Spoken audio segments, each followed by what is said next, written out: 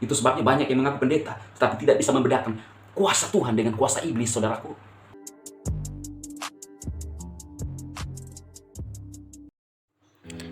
Nah, saudaraku, di sini jelas ketika Pastor Andi Simon bertanya ke orang ini, "Siapa kamu?" Dan dia menjawab bahwa dia adalah Lucifer. Tentunya roh yang ada di dalam dia adalah roh Lucifer, artinya ini adalah uh, raja iblis, raja setan. Dan orang ini berterus terang bahwa dia ingin membuat orang sakit-sakitan dan selalu dalam penderitaan, ya. Jelas bahwa iblis itu datang untuk mencuri dan membunuh, bahkan membinasakan setiap umat manusia. Dan ini adalah nyata, ya saudaraku. Ini bukan rekayasa. Pada saat Pastor Andi menepuk dada orang ini dan terbebas saat itu juga. Nah, banyak orang yang tidak bisa memahami hal ini karena ini adalah pekerjaan yang sungguh luar biasa dari Tuhan untuk manusia, dan ini adalah suatu manifestasi yang sungguh benar terjadi, saudara. Ketika orang terbiasa dalam pelayanan seperti ini, maka orang akan mengetahui. Tapi ketika orang itu tidak pernah melakukan seperti ini, maka orang hanya melihat ini sesuatu yang sepertinya adalah acting, tetapi karena mereka tidak mengalami dan bahkan tidak mempraktekkan kuasa Tuhan. Dan kita lihat real kuasa Tuhan nyata buat orang ini di tangan Pastor Andi Simon, dan orang ini dilepaskan. Kuasa Tuhan selalu nyata, saudaraku, dan tidak pernah ada sejarahnya kuasa iblis menang atas kuasa Tuhan. Tidak pernah. Nah, ini di sini kita lihat bahwa jelas iblis mengatakan, Lucifer ini mengatakan bahwa aku ingin mereka semua tetap sakit-sakitan. Seperti yang disampaikan dalam Alkitab oleh Tuhan Yesus sendiri, bahwa iblis datang hanya untuk mencuri, membunuh, dan membinasakan. Itu sebabnya kita harus menyatakan kuasa Tuhan, bahwa kuasa Tuhan, mujizat Tuhan itu masih tetap ada sampai saat ini, saudara.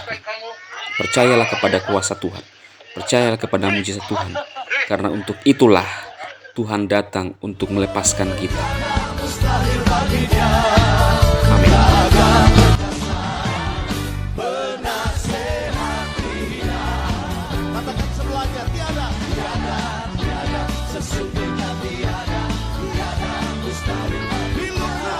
Saudaraku, jelas kita melihat apa yang dilakukan oleh Pastor Andi Simon saat terjadi manifestasi seorang pria yang mengaku bahwa dia adalah Lucifer.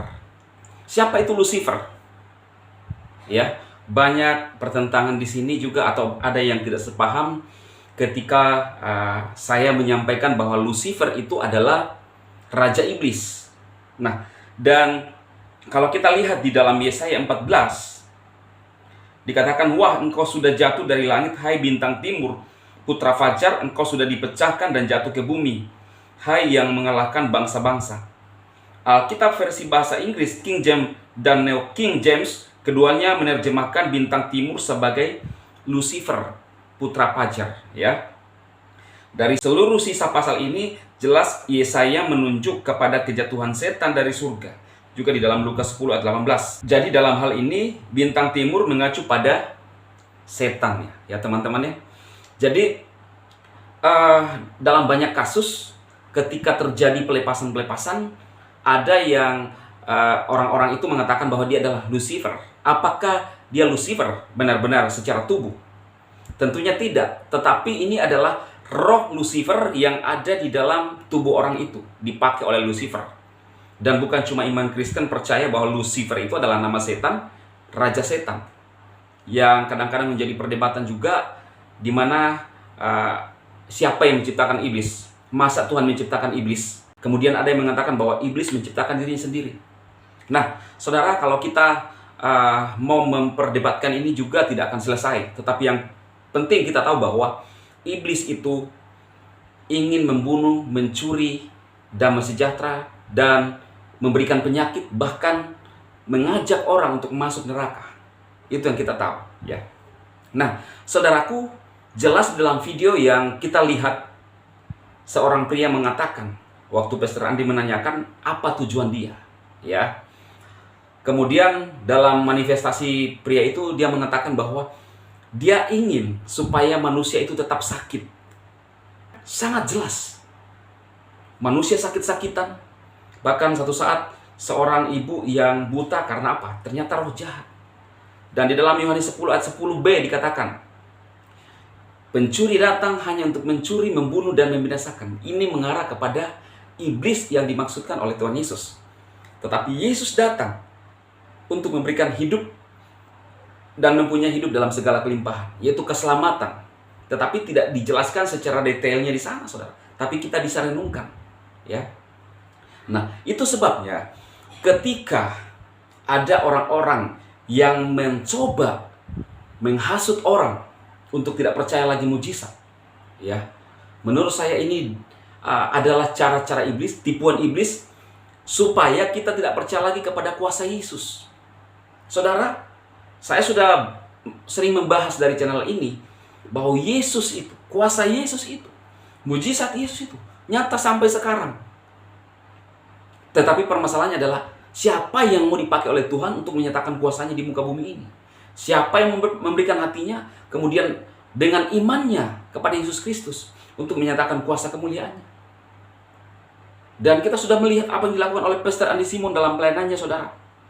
Dengan kuasa Yesus, jelas-jelas kuasa Yesus yang digunakan oleh Pastor Andi Simon. Mendoakan orang in Jesus name, di dalam nama Yesus. Ketika melepaskan orang yang kerasukan, di dalam nama Yesus, lepas. Lalu yang mirisnya, masih ada hamba-hamba Tuhan, pendeta-pendeta yang tidak percaya itu. Padahal nyata-nyata sudah dilakukan pelayanan Pastor Andi, semuanya clear, sembuh atas nama Yesus. Apakah kita bisa menafsirkan lagi bahwa masih ada Yesus yang lain selain Yesus Kristus yang diberitakan di Alkitab? Nah, saudara, tujuan saya menyampaikan ini, saudara, adalah untuk menyatakan kebenaran Alkitab bahwa kuasa Tuhan masih nyata sampai sekarang ini. Kalau ada orang berkata bahwa mujizat tidak ada lagi, itu menurut saya tipuan iblis. Karena iblis mau menghalangi orang untuk percaya kepada kuasa Yesus.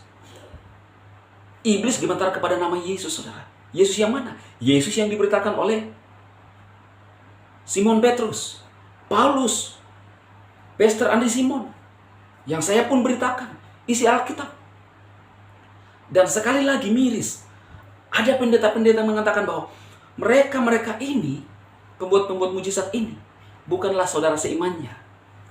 Padahal mereka pun ini, pembuat-pembuat mujizat ini, percaya kepada nama Yesus, bahkan melakukan mujizat dalam nama Yesus.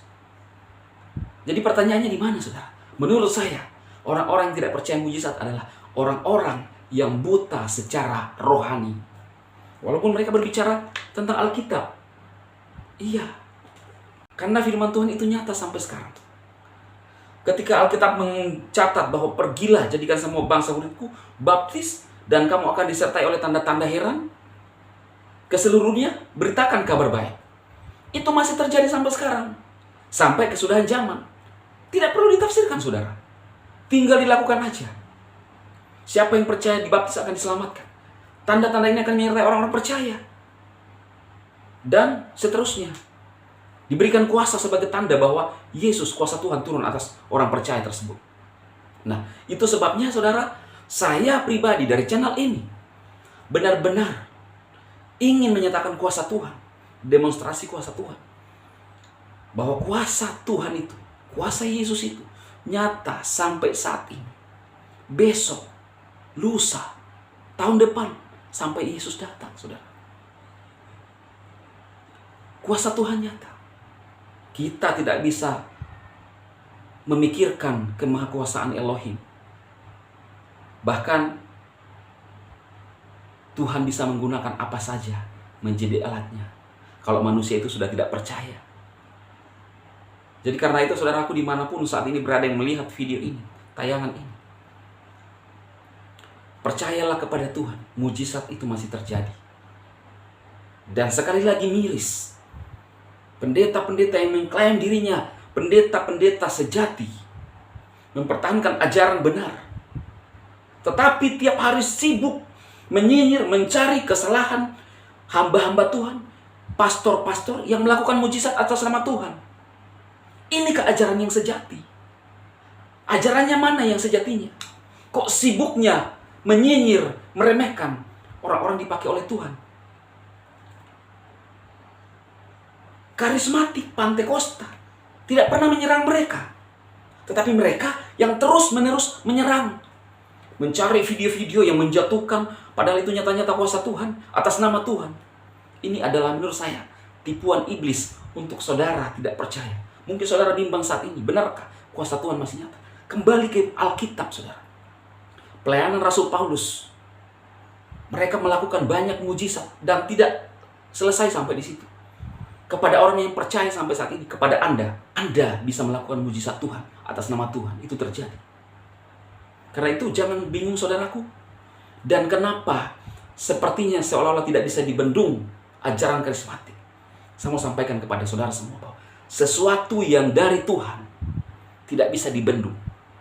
Seperti pada saat pelayanan rasul-rasul di dalam Alkitab, Kisah Para Rasul, dijelaskan bahwa kalau ini pekerjaan Elohim, tidak ada yang bisa membendung.